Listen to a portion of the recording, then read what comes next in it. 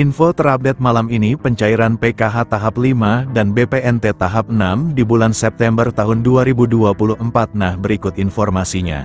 Assalamualaikum warahmatullahi wabarakatuh. Apa kabar semuanya? Semoga selalu sehat, dilancarkan rezekinya, dimudahkan segala urusannya, amin. Nah, di video kali ini saya akan berbagi informasi yaitu aturan penting terkait pencairan bantuan PKH tahap 5 dan BPNT tahap 6 alokasi September-Oktober tahun 2024. Nah, lalu kira-kira ada aturan terbaru seperti apa ya? Maka dari itu simak terus videonya sampai selesai agar supaya tidak menimbulkan gagal paham dalam menyerap informasinya.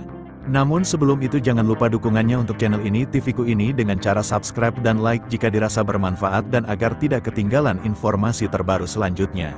Bagi yang subscribe semoga selalu sehat, dilancarkan rezekinya, dimudahkan segala urusannya, dan menjadi orang sukses di masa depan, amin. Nah, oke, langsung saja berikut ini terkait peraturan terbaru pencairan bantuan PKH tahap 5 tahun 2024. Nah, perlu diketahui bahwasanya pencairan bantuan PKH di tahun 2024 itu masih sama ya, pencairannya melalui kartu KKS dan nominalnya pun bisa berbeda-beda ya, tergantung komponen yang dimiliki. Nah, selain itu juga sudah ada peraturan yang sudah ditetapkan dalam hal pencairan PKH di tahun 2024. Jadi untuk bantuan PKH itu adalah bantuan bersyarat. Jadi harus memiliki komponen PKH seperti anak balita, kemudian anak sekolah SD, anak sekolah SMP, anak sekolah SMA. Kemudian penyandang disabilitas berat dan juga komponen PKH lansia, serta komponen ibu hamil.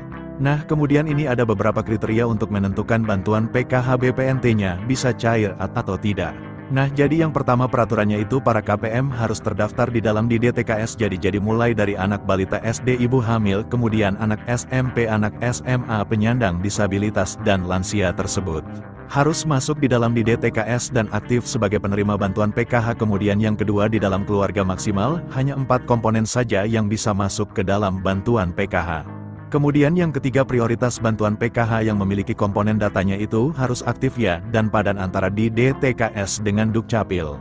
Kemudian peraturan yang kelima, jika kalian terdaftar sebagai penerima bantuan PKH anak sekolah, baik itu SD, SMP maupun SMA, ini datanya harus terdaftar di aplikasi Dapodik sekolah masing-masing dan datanya badan dengan di DTKS, jadi tidak boleh ada perbedaan.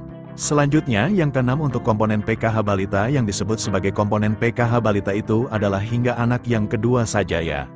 Apabila ada balita ketiga ataupun balita keempat dan seterusnya, maka sudah tidak dapat dibilang penerima bantuan PKH lagi ya, karena dibatasi sampai balita kedua saja. Selanjutnya peraturan ke-8 untuk komponen disabilitas, jadi maksimalnya itu ada 4 orang ya yang bisa menerima bantuan PKH. Kemudian selanjutnya untuk komponen lansia, peraturannya adalah yang dibilang komponen PKH lansia sama seperti penyandang disabilitas, yaitu maksimal 4 orang saja. Kemudian peraturan selanjutnya untuk komponen lansia tersebut itu usianya harus mencapai minimal umur 60 tahun ke atas. Selanjutnya untuk komponen cucu itu juga bisa masuk ke dalam pencairan bantuan PKH asalkan lolos sebagai penerima dan memenuhi persyaratan. Kemudian peraturan selanjutnya untuk komponen ibu hamil, jadi yang dianggap atau dibilang komponen PKH ibu hamil adalah hanya sampai kehamilan yang kedua saja ya, jadi apabila memilih yang ketiga kalinya atau keempat kalinya itu sudah tidak bisa dapat bantuan PKH. Kemudian juga memiliki anak yang normal, yang bersekolah di jenjang SD, sedangkan untuk yang nominal penyandang disabilitas dan anak sekolah SD itu nominalnya berbeda-beda, lebih besar penyandang disabilitas SD. Maka yang masuk komponen PKH adalah komponen disabilitas yang didahulukan, jadi sudah jelas, yaitu adalah peraturan bantuan PKH di tahun 2024. Sementara untuk jadwal pencairannya jika tidak ada perubahan akan dicairkan di antara bulan ini atau Oktober tahun 2024. Nah, berikut ini KPM yang sudah cair KKS-nya, berikut saldonya cair segini 400.000 daerah Banyumas, Bank Mandiri yes cair-cair, semoga yang lain menyusul cair, amin. Nah, sekian dulu informasi ini, semoga bermanfaat bagi semua. Assalamualaikum warahmatullahi wabarakatuh.